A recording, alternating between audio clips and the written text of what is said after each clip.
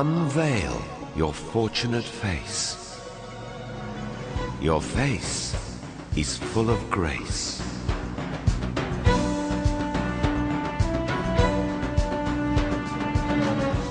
Beyond the gate of time lies a civilization with 7,000 years of celebrated heritage.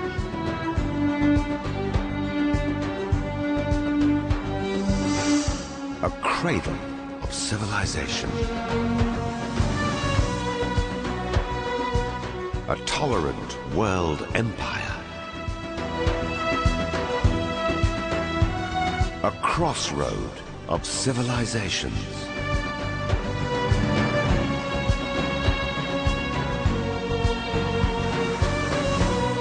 A world of artistic forms and shapes.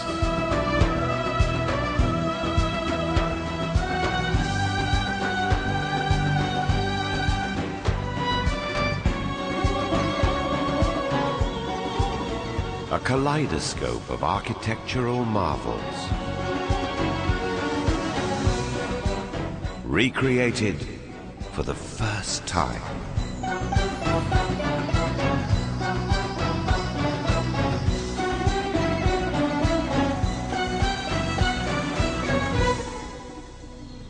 Iran, 7 faces of a civilization.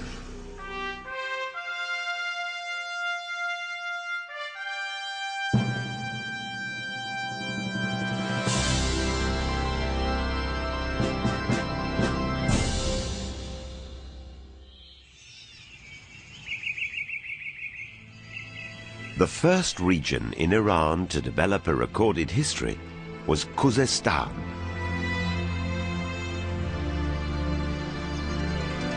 It bordered Mesopotamia and was the abode for one of the earliest civilizations on the globe. Choghamish, this huge archaeological site that is behind me, was settled around 6800 BC by early farmers. It gradually developed into a major town in the 4th millennium BC that was administered by state organizations. Among important objects found at Choghamish are a number of seal impressions on clay balls, which have enabled us to portray different buildings and thus picture the town with the help of archaeological findings.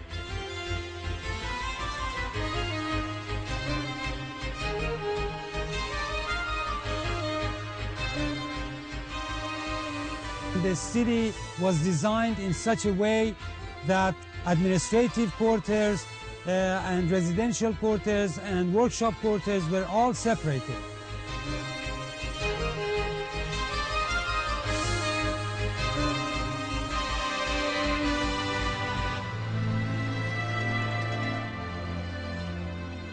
The alleys and the streets communicated beautifully with one another, and the city had a sewer system.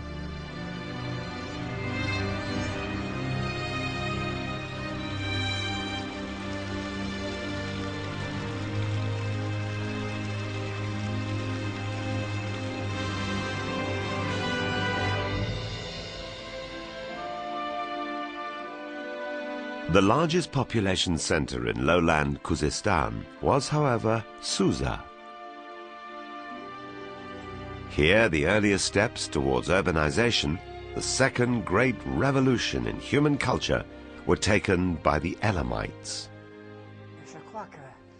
In my opinion, this extraordinary land, Susa, was the origin of a phenomenon in the world which we call the urban revolution. The Sumerians and Elamites had taken the fateful steps towards establishing civilization, while the rest of the world was still in the prehistoric era. Elam stretched from Anshan to Susa, from present-day Fars to Khuzestan.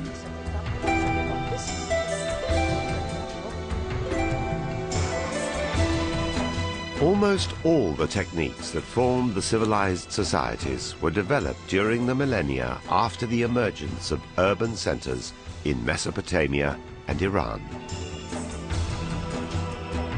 architectural innovations.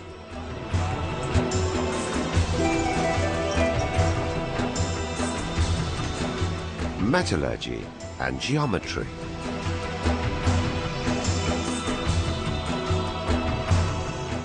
Invention of wheel.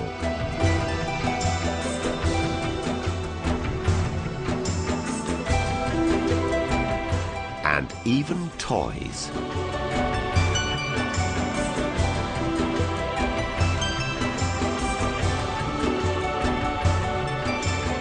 And finally, abundant, intricate pottery with beautiful designs.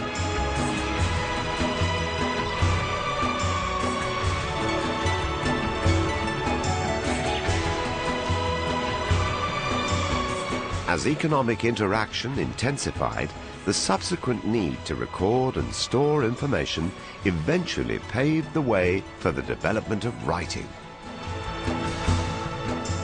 While the formation of cities marked the beginning of civilization, the invention of writing separates history from prehistory. And thus began the history of mankind.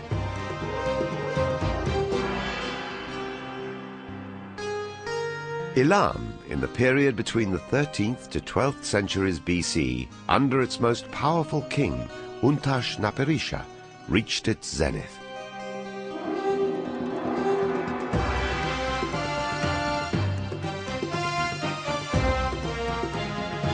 Overlooking the river Diz, he made a holy city called Dur Untash, what we may call Untashburg, the present-day Chogha-Zanbil.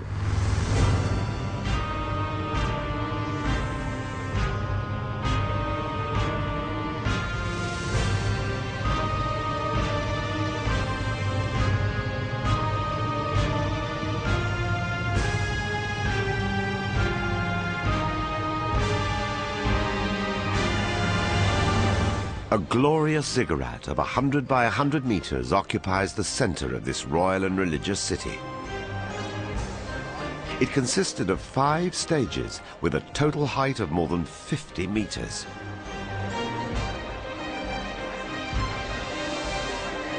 Here, priests would conduct religious ceremonies, while sacrifices were offered on special platforms.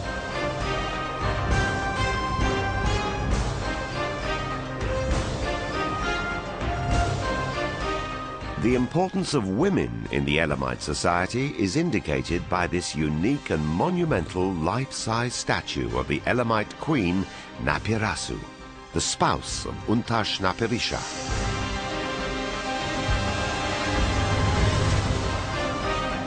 Weighing more than 1,750 kilograms, it was unrivaled even in Egypt or Babylon.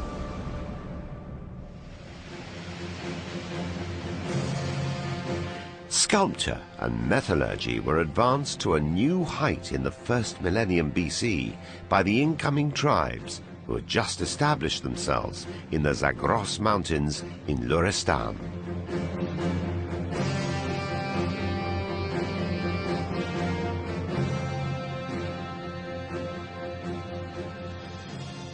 To me, the fascination is that they are so unusual and they're so alive and vigorous. Beautiful metalwork. To make one of the most elaborate Luristan bronzes, you have to make a wax model first. Then you cover the wax with clay, you bake the clay so it's hard, and the wax in the inside melts out. And then you pour the bronze into the space left by the wax, so that each one is unique. You can only do it once.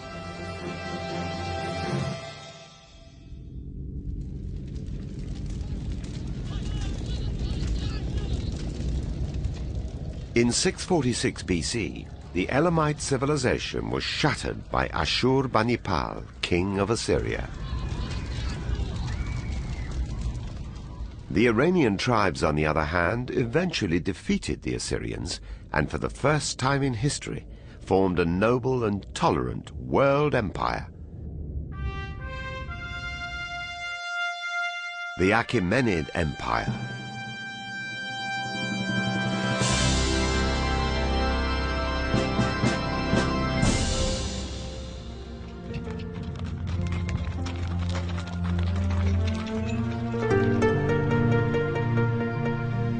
best-known representatives of the Iranian tribes who had migrated and settled on the Iranian plateau were the Medes and the Persians, speaking an Indo-European language ancestral to modern Persian. The Iranian tribes, while absorbing the millennia-old art tradition of the Near East, gave it a new, invigorating flavor and value.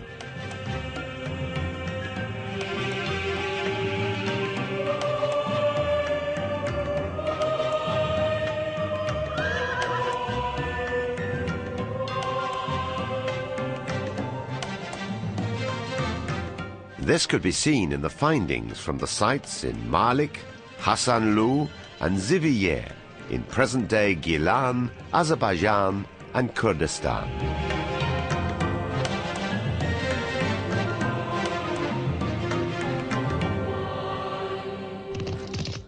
In 559 BC, Cyrus, one of those rare leaders towards whom one cannot help but gravitate, unified the Medes and the Persians and initiated what had never been achieved before, the first tolerant world empire.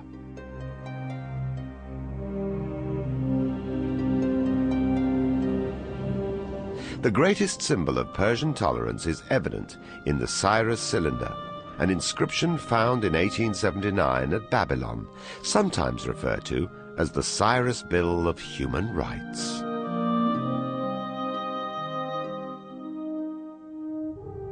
Tolerance was the key word in religions in this vast Achaemenid Empire. We all know how Cyrus freed the Jews from captivity in Babylonia so they could return to their homelands in Palestine. But this was not the only case. It happened later in the time of Ezra and Nehemiah as officers of the king who came back to Jerusalem to rebuild the temple. They did the same thing in Egypt and in Babylonia and among the Greeks of Asia Minor. In fact, they are the first example of international religious freedom that we find in the history of mankind.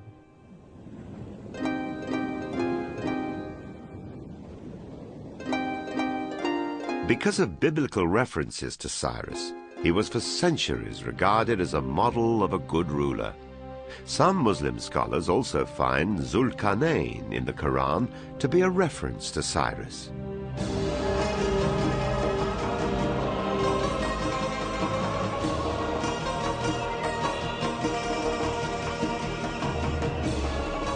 In celebration of his victories, Cyrus elected an elaborate royal park in his capital city, Pasargadae, which became the model for Persian gardens.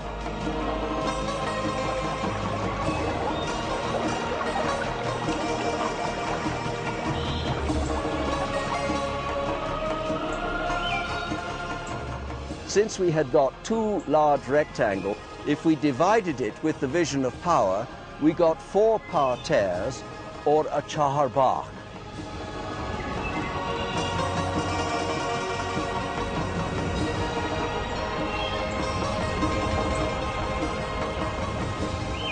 This is one of those very important Persian discoveries in design which the world has taken as a model and was taken eventually to India and to Spain.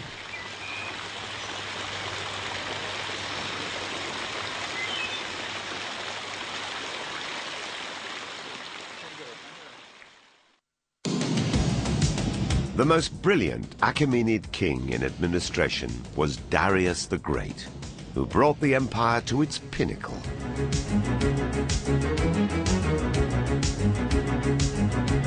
In Egypt, he built a canal between the Red Sea and the Nile, anticipating the modern Suez Canal.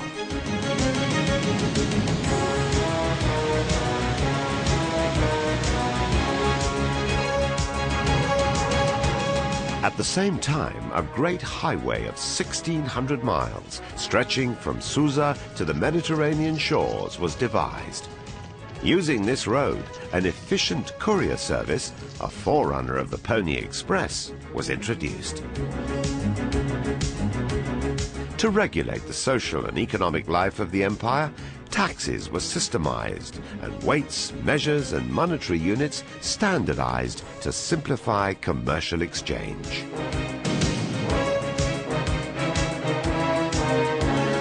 In many ways, the Persian Empire was responsible for transmitting a myriad of cultural and technological achievements of the Near East to the Greco-Roman civilization.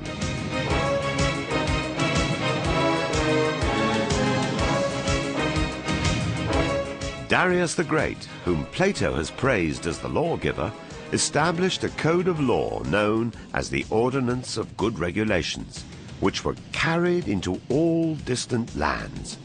In fact, at this time, a new word for law appeared in the whole Near East, the Iranian data, which was borrowed by Armenian, Hebrew, and Akkadian languages.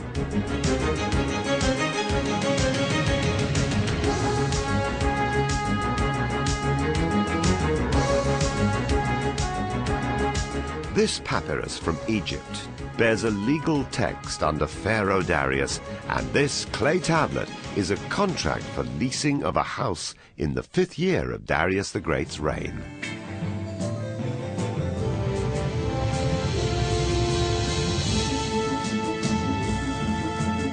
Some 2,500 years ago, Persepolis was the sumptuous capital of the great Persian Empire, which, according to Diodorus Siculus, was the richest city under the sun. Reminiscent of the vastness of the Persian Empire are the 23 groups of gift-bearers from all over the empire depicted on the Persepolis reliefs.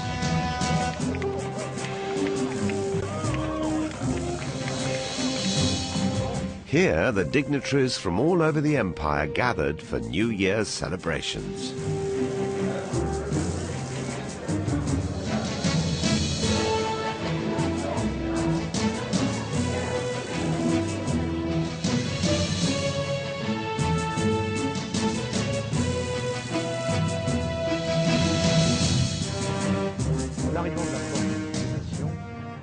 Coming up to Apadana, the visitor is quite impressed by the size of the columns, which were about 20 meters high. Then, passing through the giant doors that were 18 meters high, he would enter the huge audience hall. His heart is beating faster and faster. He can see a forest of columns, the multicolour carpets on the floor, a huge ornamented roof, and finally, in the background, he would ultimately see the king himself seated on his throne.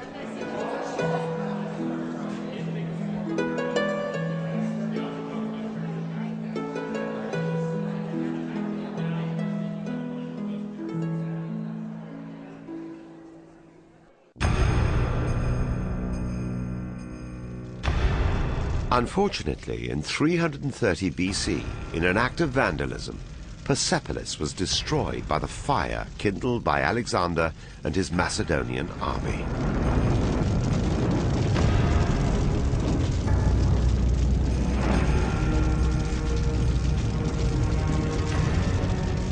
Thus, the richest city under the sun was no more.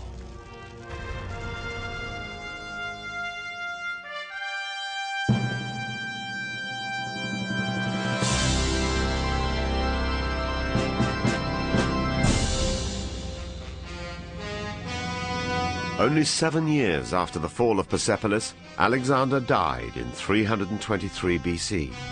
Hence his successors, known as the Seleucids, ruled over Iran for more than a century. Eventually, the Parthians, a Persian-speaking tribal confederation from the northeast, drove the Seleucids out of the Iranian territories and ruled for almost 4 centuries.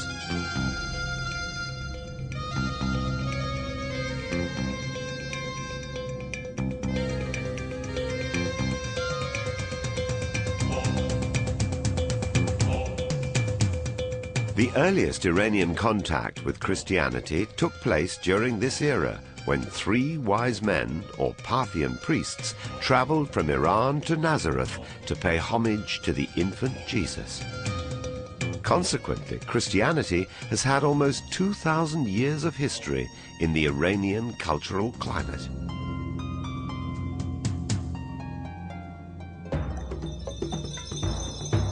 The Parthians were eventually challenged by an ambitious and powerful governor of Fars, Ardeshir Papakan.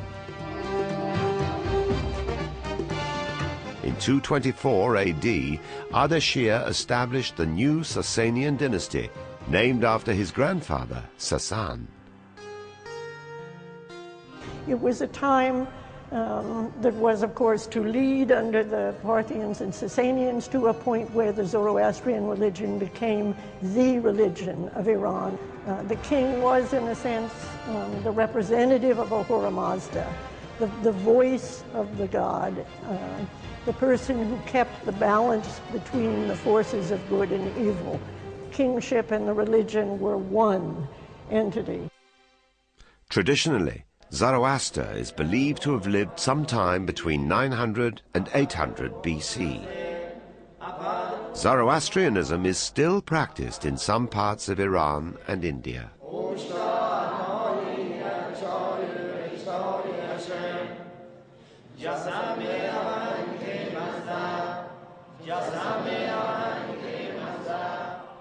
Sasanian kings were known as city builders.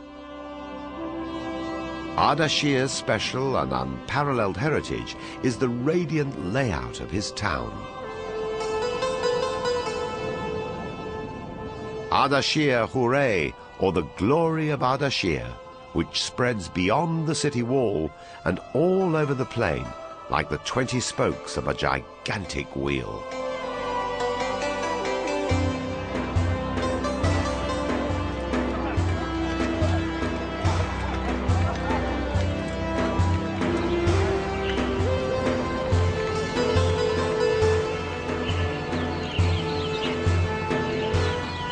It was 2 kilometers in diameter, with its 40 meters high tower in the center as a symbol of God-given centralistic kingship.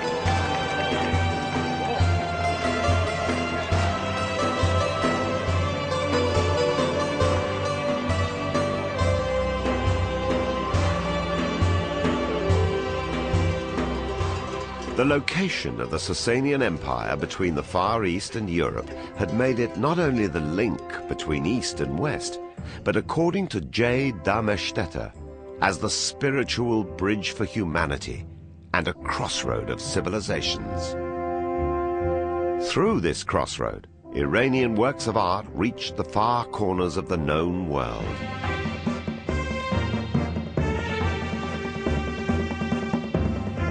For over a millennium, Iranian merchants dominated trade between China and Europe through the Silk Road, centuries before Marco Polo set foot on Chinese soil.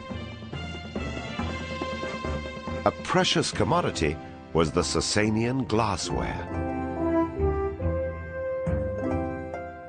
This is an interesting craft because, of course, these are very breakable, and so they're very, very valuable, so that when you find a piece of beautiful glassware, let's say in Jerusalem or anywhere else in Palestine or even Egypt, and it's identifiable as Sasanian, you have to think this came a long way at great expense and was highly prized. This was something that they mastered the technique of making these things, and it was transported throughout the world. They influenced to the many cultural heritage, and the Japanese Emperor Shomun loved Iranian specimen, carpet, glassware, music instrument, etc.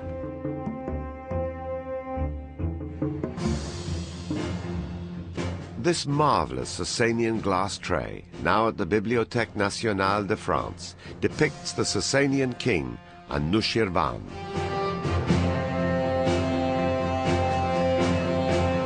Anushirvan is celebrated for his great Ivan, known as the Taki Kasra in Ctesiphon.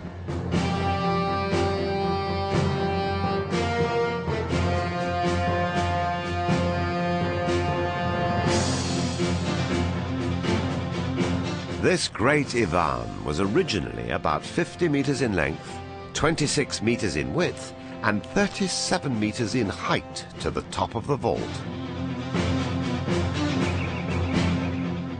Wider than any vault in Europe, the French traveler Pascal Coste remarked that the Romans had nothing similar to it.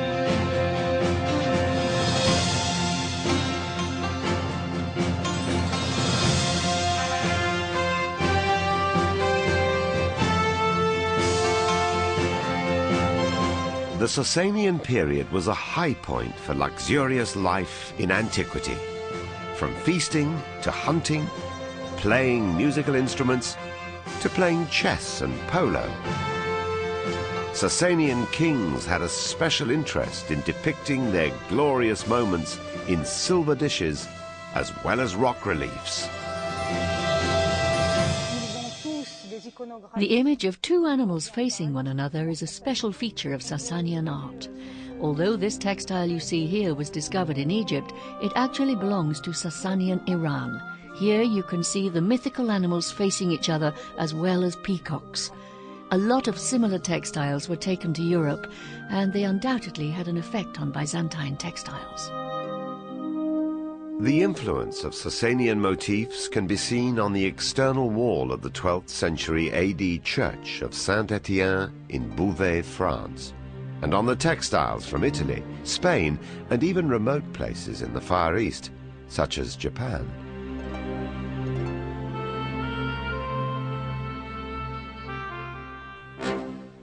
The reign of Sasanians is distinguished by their numerous encounters with Rome, followed by Byzantium. Various wars between these two powers exhausted both sides and made them vulnerable to a new rising force. By the middle of the 7th century, the Sasanian Empire had been weakened considerably because of wars with Byzantium, internal corruption, high taxation, the caste system had worried the people, so they were ready to accept a new revolution, the coming of Islam and Islamic troops into the Fertile Crescent and into Iran.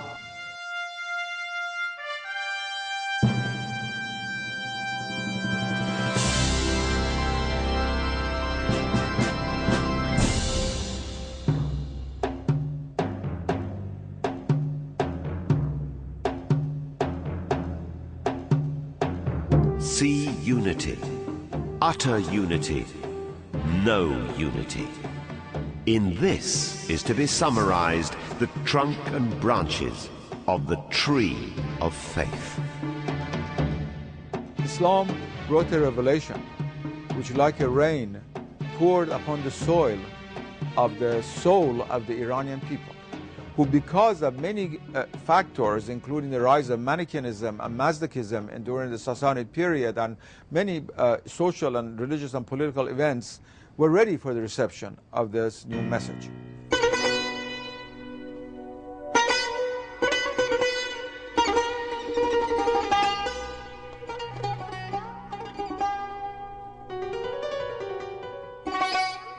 The Iranians created a very major civilization before the rise of Islam.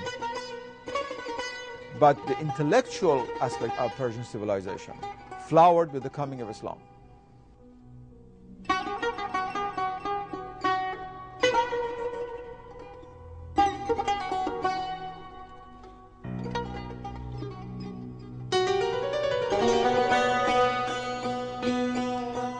To a people and a religion open to the world for novel ideas, the Iranians brought a unique gift, the experiences of an ancient and well-established civilization which the Arab rulers eagerly incorporated, including the ways to govern, to collect taxes, and to establish monumental architecture and art.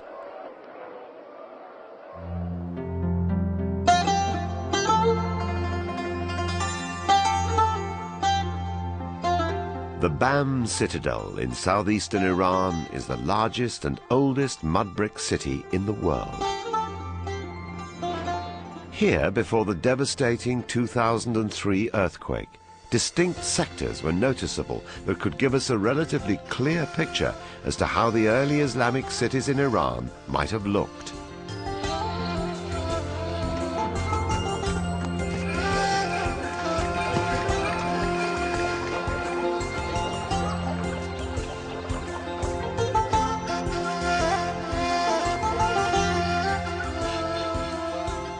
It consisted of the residential quarter that included a hypo-style mosque without a dome and a long bazaar, all enclosed by the main rampart.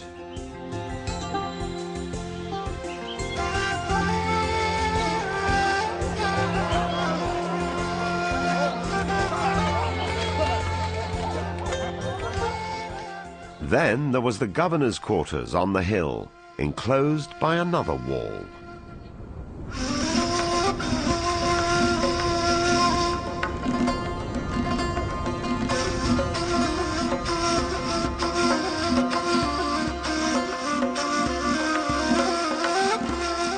A brilliant contribution of Iranian engineers was the development of the dome. As can be seen at the remains of the Ardashir Palace near Firuzabad, the inventive Iranian engineers had solved the question of putting a round dome on a square base by inventing squinches.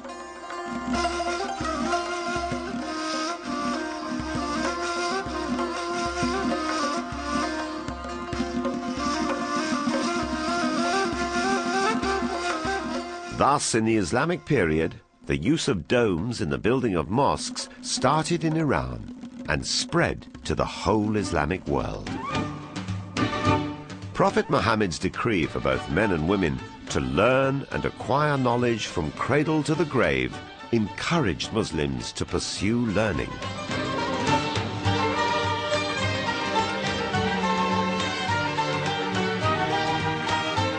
From the 9th century onwards, many Iranian Muslims became prominent figures in medicine and other disciplines. The greatest of these figures were Razi and Avicenna. Razi, known as Rhazes in the West, is also credited with the isolation of alcohol and its use in medicine as an antiseptic. Razi was the first physician to write a treatise on pediatrics. This is the resting place of Avicenna.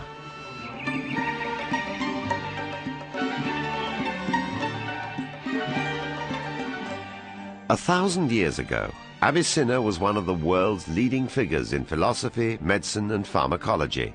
His medical treatises, known as Canon, was a basic text at Oxford and Montpellier as late as the 17th century.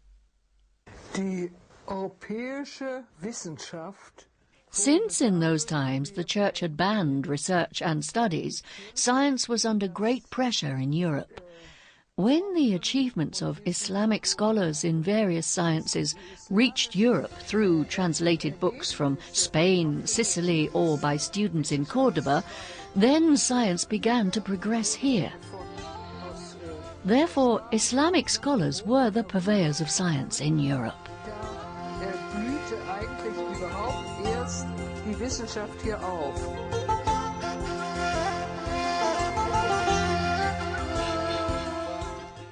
In mathematics, Khwarazmi, from whence we get the word logarithm and algorithm, introduced algebra to Europe, as well as the decimal system of numerals instead of Roman numerals.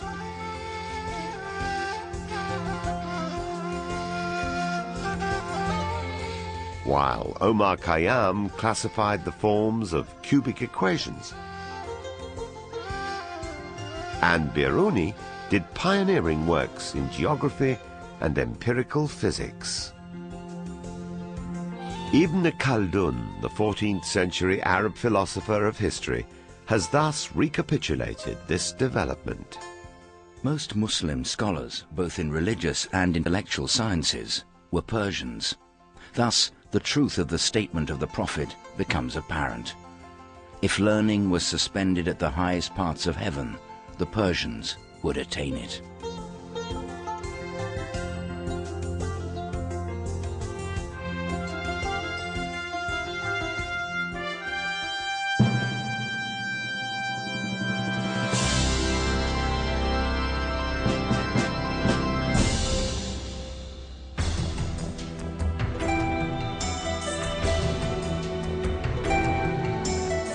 The Iranians played a major role in the development of Islamic civilization, yet they preserved much of their cultural heritage, including the Persian language. As a result, by the second half of the 9th century, a number of local dynasties that emerged in the eastern part of Iran, mainly in the Khorasan region, became the proponents of Persian poetry and literature. This trend continued even when the Seljuks, a large nomadic clan of Turkic origin, pushed through Iran in the 11th century. They were eventually transformed into the rulers of a centralized state under the influence of Iranian administrative institutions already in place.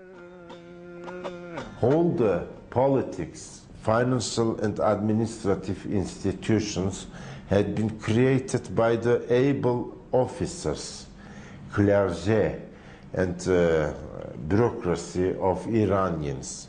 The top model of this was Nizam al-Mulk. His Siyasetname became almost a constitution for centuries for Turks and other Islamic peoples. 2 centuries before the first European university was founded at Bologna, Nizam al-Mulk for the first time established universities with a unique campus system at Nishapur, Isfahan, and other major cities. They gave rewards to people, to the students who did very well and achieved a certain degree, such that they gave them robes of honor and even talisman caps. And I think that it's fairly generally agreed that this is the origin of the cap and gown which you wear in Western universities when you get degrees, when you finish your course of study, that it goes back for, well, almost 1,000 years to the East.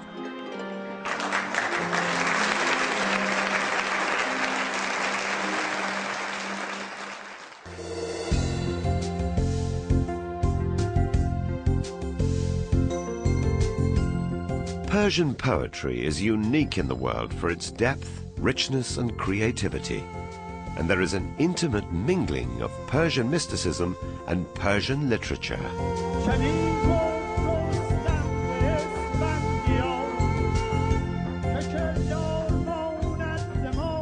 The love for poetry is extraordinary, and there is no other country in the world that I know of which would have the same love for literature.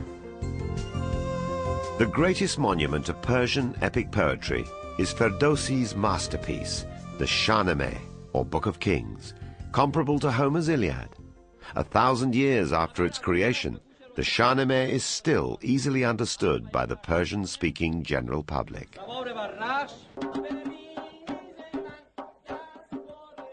When I was young, and I was a classics major at the time, I loved Homer, I went to a museum and I saw the illuminations from the Shahnameh and decided any text that generated such gorgeous illuminations had to be read in the middle, which is why I've given my life to reading the Shahnameh.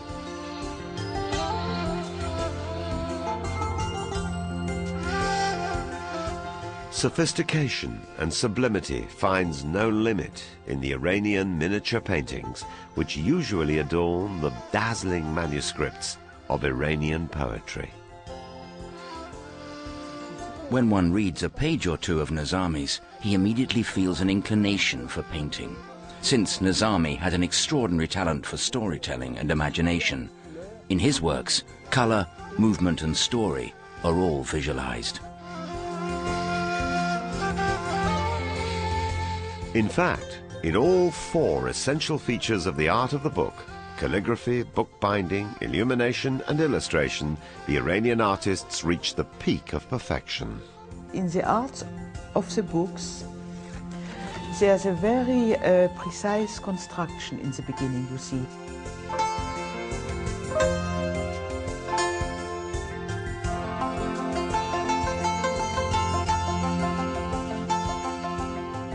in the ornamentation, you have a very solid preparation of a geometrical design.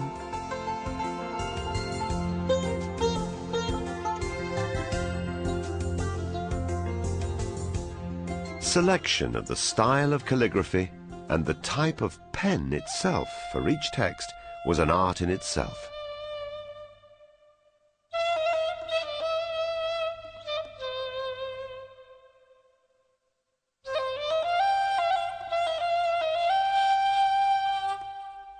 Another interesting art was Iranian bookbinding that was copied even in Europe.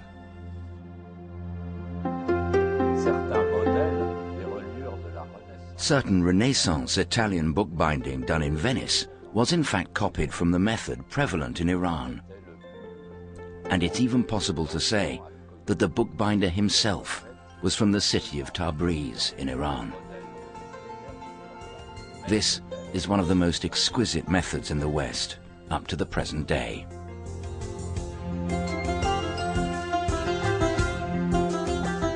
Persian mystical poetry reached its pinnacle in the works of Jalal-ad-Din Rumi. Rumi's considerable intellectual and poetic skills infused his poetry with delight, ecstasy, and spiritual zest. His greatest work is known as the Masnavi. He was a person who was a great scholar. I mean, almost all the streams of Islamic thought before him flow into the Masnavi, but transformed mystically.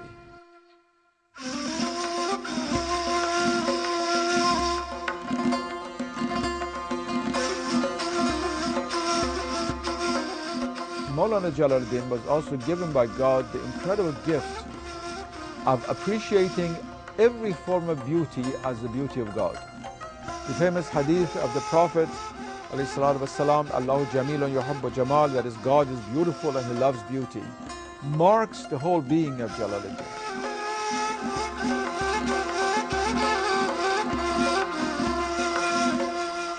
When we think of the most popular moralist in Persian literature, Sa'di comes to mind. He writes, "The sons of Adam are the limbs of one body, created of one essence. When time pained one limb, the others can find no peace. Thou, who hast no sympathy for the troubles of others, art unworthy of the name human."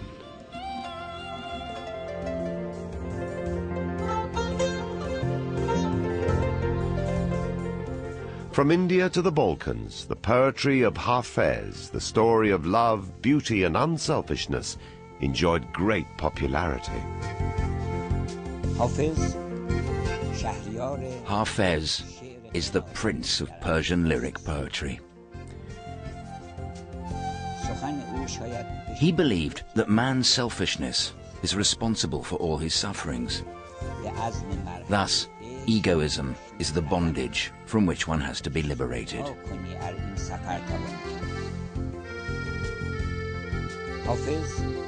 What Hafez saw in his days was selfishness, misery, war, and bloodshed. Yet, like alchemy, he transformed these inputs into golden melodies and spiritual taverns of celestial wine. Be a passionate pilgrim of the pass of love, and behold what blessings shall come thy way in this journey.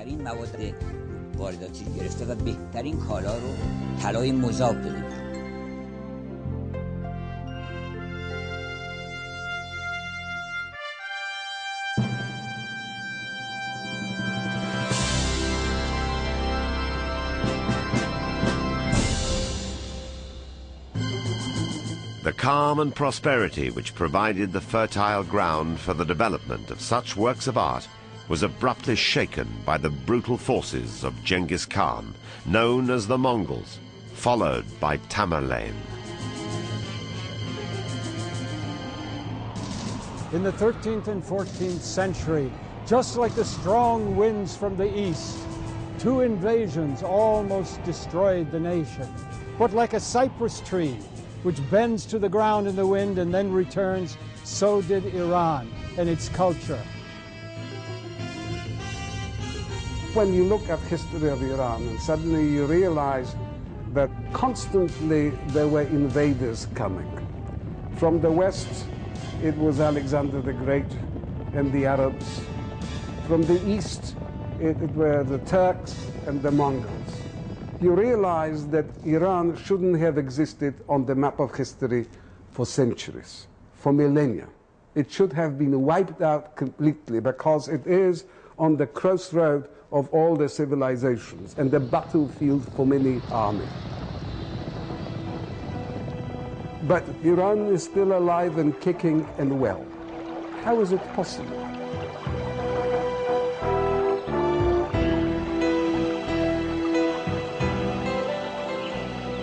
All those invaders who came on the Iranian plateau, they were so attracted to Iranian way of life, to Iranian civilization, to beauty of music, the beauty of poetry, the beauty of miniature, the beauty of Persian cuisine, that within a very short period, they tried and wanted to become Iranian, Persian. As these coins testify, the Mongols gradually turned to Islam, which became the official religion of their ruling dynasty, known as the Ilkhanids.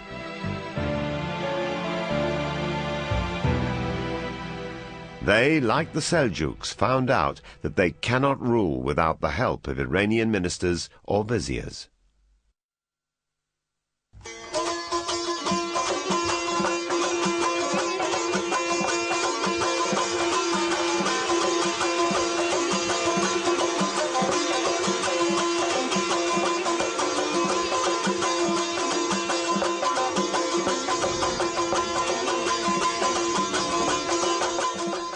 The northwestern Iranian city of Tabriz was chosen as their capital.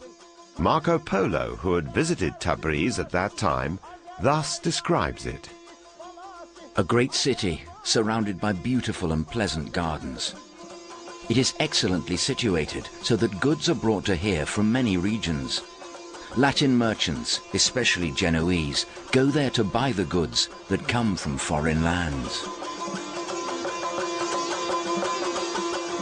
Here, the famous Iranian vizier Rashiduddin Hamadani created an entire suburb called Rabi Rashidi, employing within it scholars, doctors and craftsmen. Rashiduddin's Foundation Act for this city of science reveals that it was well planned and included 24 caravanserai or inns, 1,500 shops, 30,000 houses, and textile and paper manufacturing workshops.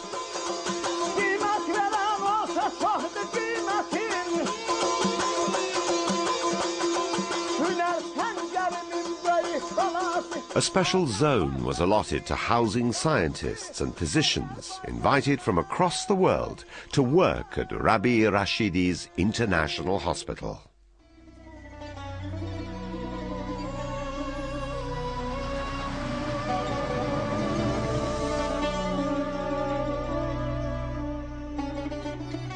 Beginning in the 13th century, colorful tile decoration becomes very prominent in the decoration of palaces in Iran. It becomes kind of a decorative sheath for the interior of buildings.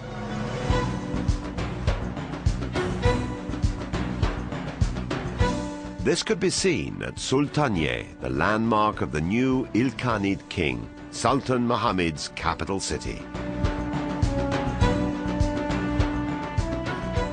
Now in ruins, it might have looked like this when it was intact.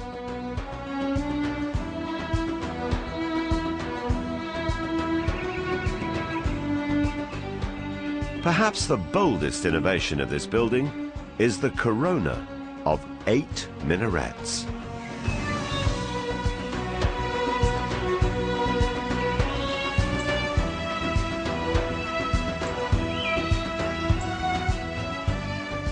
André Godard thus described it. The blue dome, vivid and gleaming with its brilliant crown of minarets, seems to float in the sky. Here is a dome with a span of 80 feet, built solely of bricks, which stands simply by virtue of a perfectly conceived and constructed profile.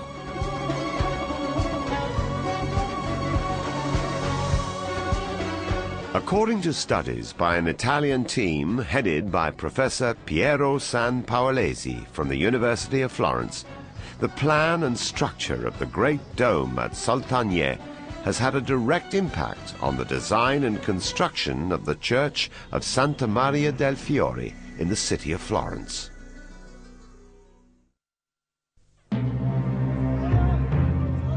After the second wave of invasion by Tamerlane and the power struggle which followed by his successors, the country was divided between different sultans and petty kings. It was now the right time for the emergence of a unified Iran.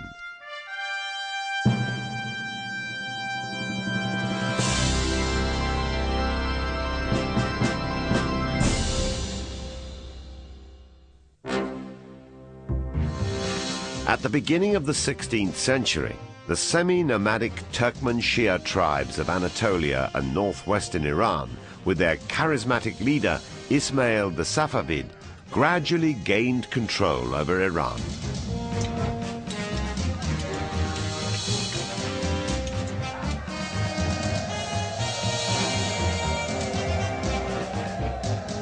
Subsequently, the extraordinary revival of Iranian civilization took shape, and an invigorating culture flourished.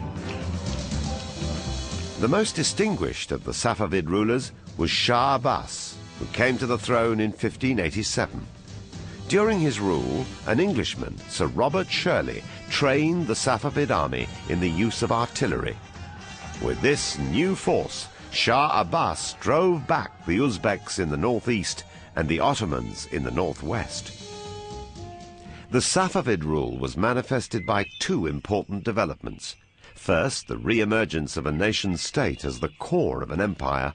Second, the consolidation of Shi'i Islam as the national religion of the country.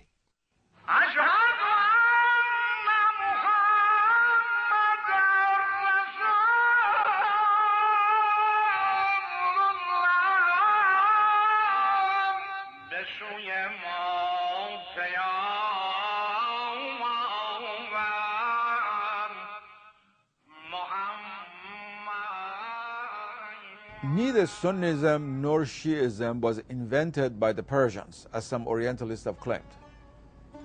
They're already to be seen even in the lives of the Prophet, when the Prophet himself referred to certain people as Shi'at al-Ali. There were people whom the Prophet recognized as sort of the party of Ali, even during his own lifetime. Certain places, like the city of Qom, like Sabzavar, places are from the very beginning centers of Shi'ism. And especially when the Ahlul Bayt, many of them migrated to Iran as a result of the persecutions under the Umayyads in Iraq, and also the early Abbasid period, of course, culminating with the journey of the 8th Shiite Imam, Imam Rida alayhi salam, to Khorasan, where he is now buried.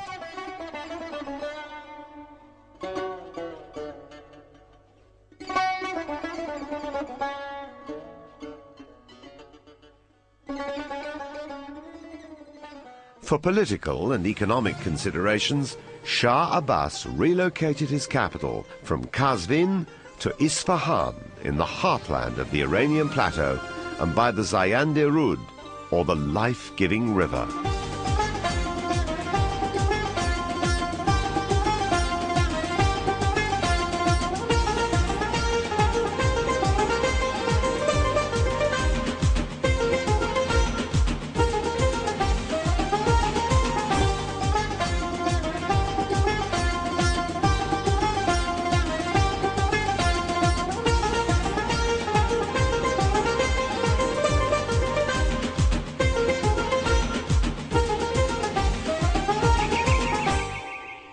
I'm always struck when I go to Isfahan by a sense of the magic of the place.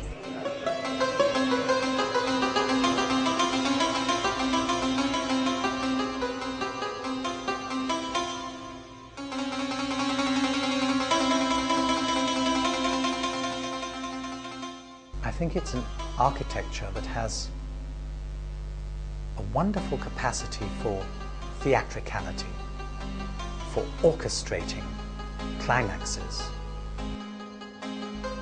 Think of these huge surfaces which are smoothed out so that they can act as picture galleries for separate panels of tile decoration. You are meant to look at that, to walk from panel to panel, to drink them in, to contemplate them. I think that's the great strength of Safavid architecture.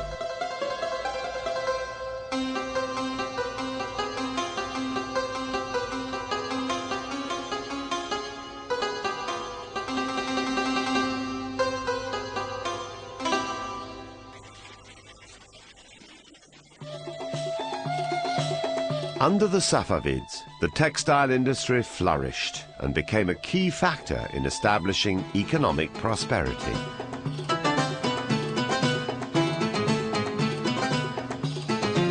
The paintings on the Chehil Sotun, or 40 columns pavilion, not only depict the musical instruments of the period, they also serve as a reference to the clothing and textiles of the era.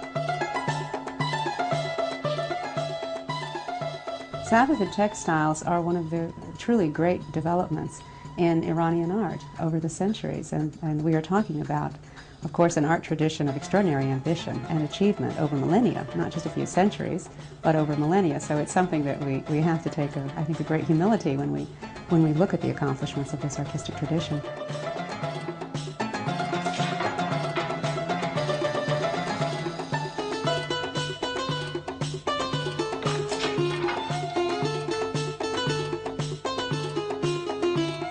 The silk trade was boosted by the Armenian craftsmen and merchants transferred from Julfa in Azerbaijan to a suburb of Isfahan named the New Julfa.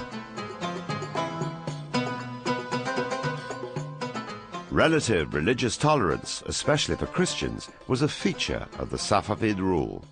Accordingly, during the reign of the Safavid kings, 14 churches, including the famous Vank Cathedral, were built in Isfahan.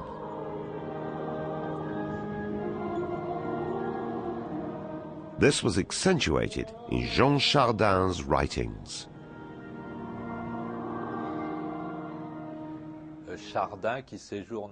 Chardin, who was in Iran from the 1660s, analyzed everything very carefully. At that time, Europe was witnessing a long-standing religious strife among Catholics and Protestants.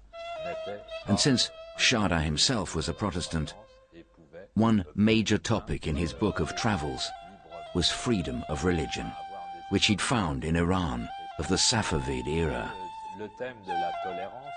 And the root and origin of the idea of religious tolerance in 18th century France was in fact inspired by Chardin's book of travels.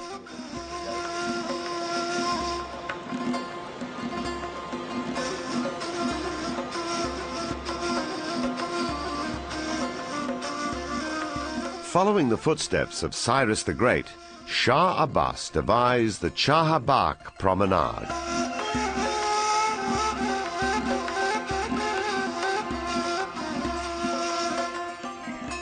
This 4-kilometer-long public park, the longest in Iranian architectural history, with sequences of gardens, monumental balconies, and a canal at the center for conducting water through ornamented pools, overwhelmed everyone.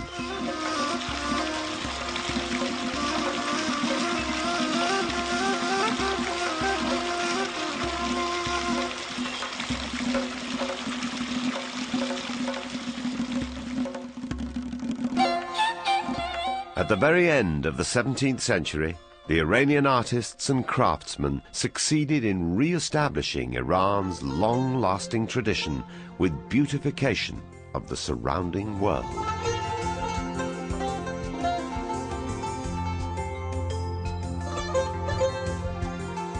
In terms of shapes, I would say without hesitating that no country in the world has anything like remotely the diversity and number of shapes that were created in the Iranian world from 2000 BC down to the 19th century.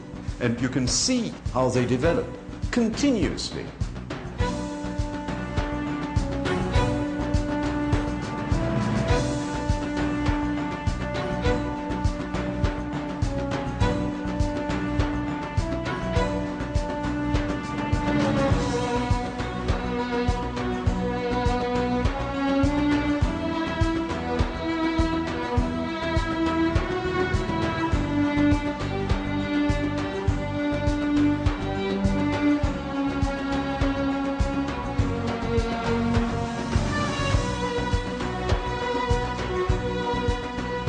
The creators of this illuminating array of beauty are amongst the world's greatest artists, who splendidly guide us towards the source of all beauty, and in the words of Rumi, toward that land of peace where questionings cease. My soul turned its face to that happy place, the land of peace where questionings cease. The mystery that till now from me 1,000 veils concealed, my soul revealed.